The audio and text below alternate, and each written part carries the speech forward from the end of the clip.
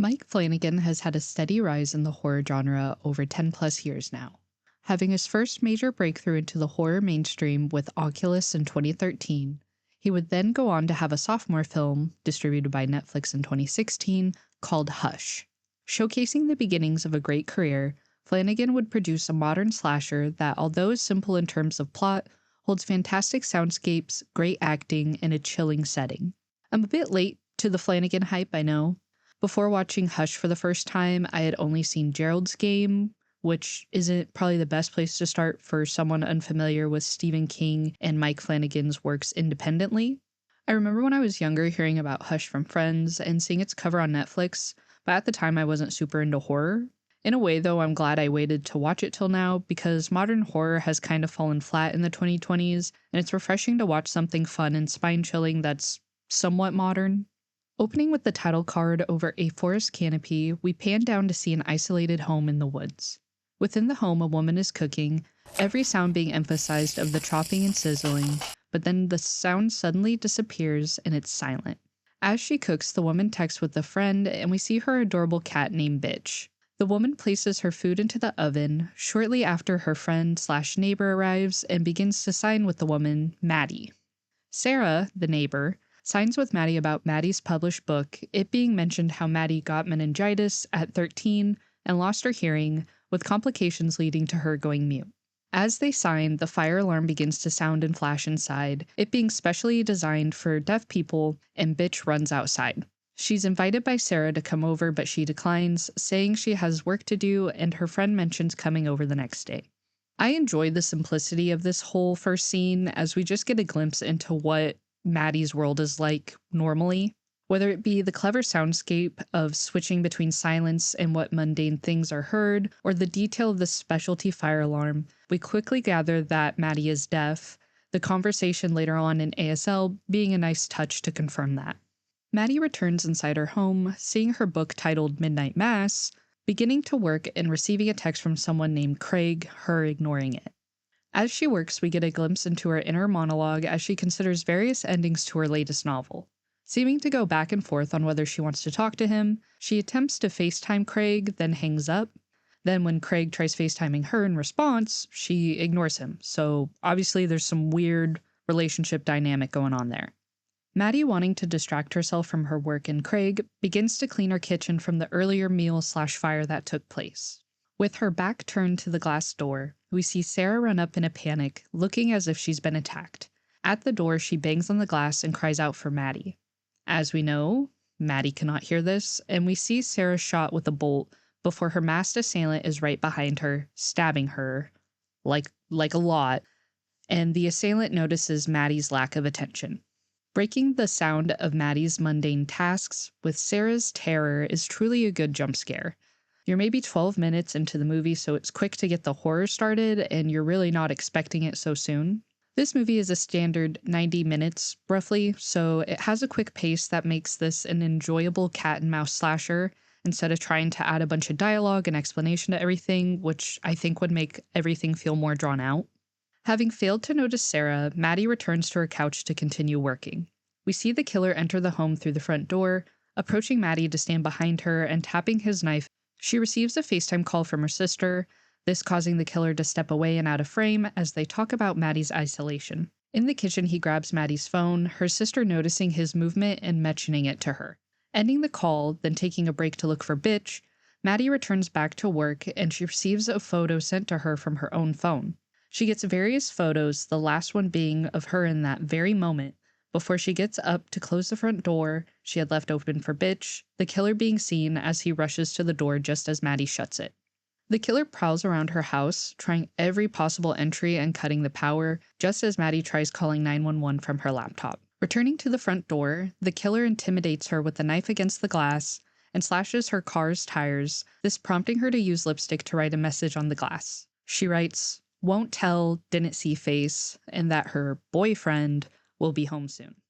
The killer removes his mask, looking to be kind of just an average guy, before asking Maddie if she can read lips, and when she confirms this, he tells her that he's going to basically torture her and then kill her before he walks away from the door. How freaking terrifying is it to think someone like that just coming into your home. So scary. And like his mask is just so creepy. It's nothing extravagant, but the simplicity and like uncanniness of it is pretty scary. This movie does a modern take on the home invasion slasher very well.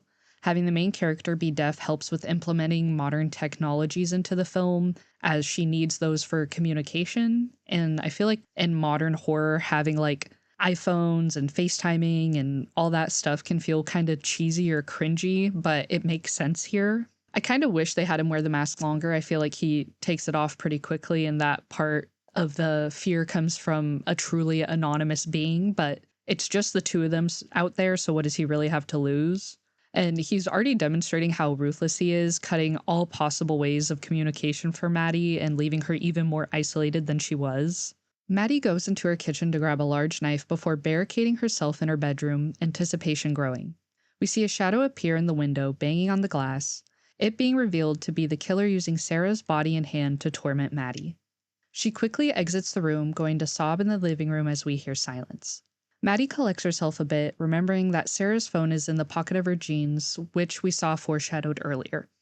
Attempting to use her car keys from inside to set off the car alarm, Maddie has to open the door to get it to sound.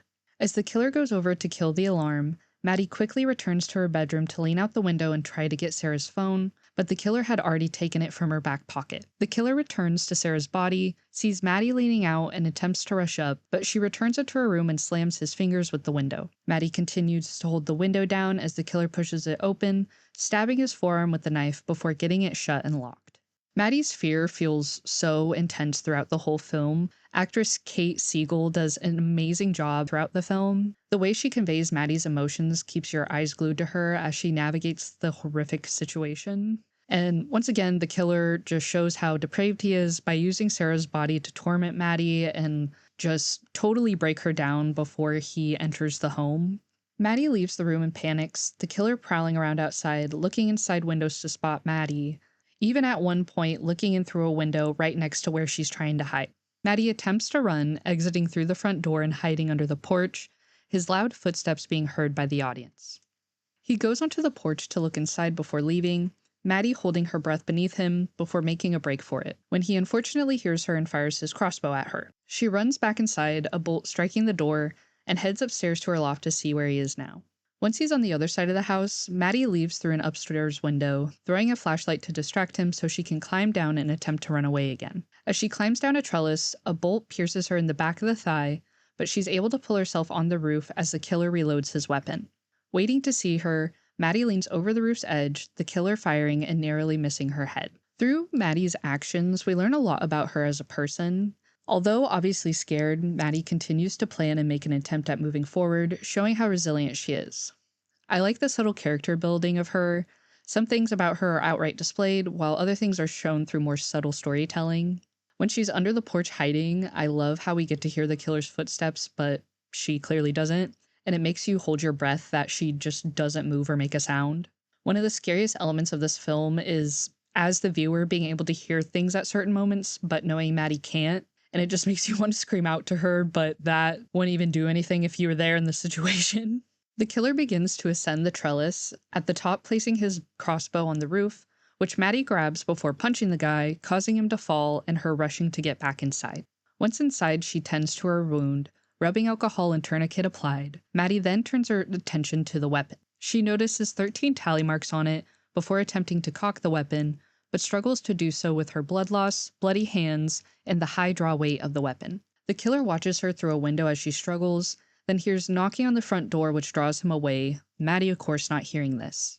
We see Sarah's boyfriend, John, at the door calling out for Sarah and looking in the glass. John notices the note to the killer before the killer rounds the corner pretending to be a cop. He has John get on the ground confirming his ID before trying to fabricate a story about an unknown assailant attacking him and stealing literally everything that would identify him as a cop, like his gun, badge, and radio, before said assailant fled away.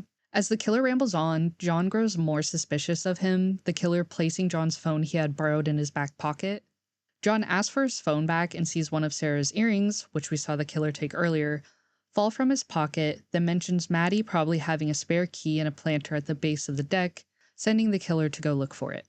As they approach the plotted plant, we see a rock in John's hand hidden behind his back, and as he goes to hit the killer, Maddie bangs on the glass, distracting him, and he gets stabbed in the neck. Maddie having possession of the crossbow gives us a nice little detail on how the killer's been active for some time now, and that crossbows are difficult to operate when you're injured. Also, thanks for the false hope, Mike Flanagan. I knew it would be too good to be true to have John save Maddie, but I was kind of really hoping for it. John seems like a good guy, and it's always sad to see the good guys die. And the tension building as John talks with the killer is really great. Seeing John notice and process every inch of this supposed cop realizing something is off and wanting to do something about it. I was really heartbroken when Maddie's pounding on the door was heard, it being obvious John wasn't going to be in the movie much longer and that she's back to fighting on her own. While bleeding profusely from the neck, John and the killer tussle about, John eventually getting the killer restrained and mouthing to Maddie to run. Maddie pictures what would happen if she were to, seeing the killer catch up to her and bludgeoning her with a rock. She continues to go through every possible scenario, most ending bleakly, as she talks to herself and shows us her writer's brain that she mentioned earlier in the movie. After running through all of her options, Maddie decides that fighting back and killing him is the only option she has a chance of surviving.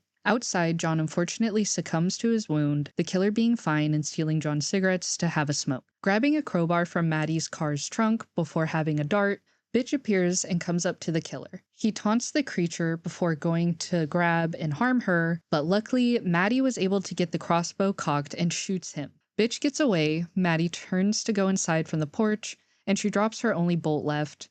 Going to grab it, the killer slams her hand in the door and stomps her hand till it's crushed. He lets her go fully inside, breaking the bolt and telling her he's going to come in. Maddie takes the blood from her leg to write "do it" and "coward" on the glass. Ugh, John, what a fighter and hero. Like, I couldn't imagine getting stabbed in the neck like that and losing all that blood and, like, still being able to restrain a fully grown man. Like, that's crazy. So kudos to John.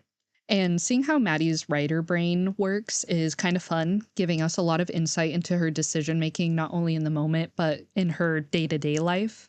These details of Maddie help build her up into a likable character that you're rooting for as she navigates the awful situation she's in. Also, using subtle storytelling to show the depravity of the killer is a nice touch. I found him talking to the cat more chilling than when he uses Sarah's body to torment Maddie, as the cat is a cat, and Maddie can't even hear what he's saying, whether she's inside or outside the house. So why say all these cruel things to a cute little kitty before trying to harm it?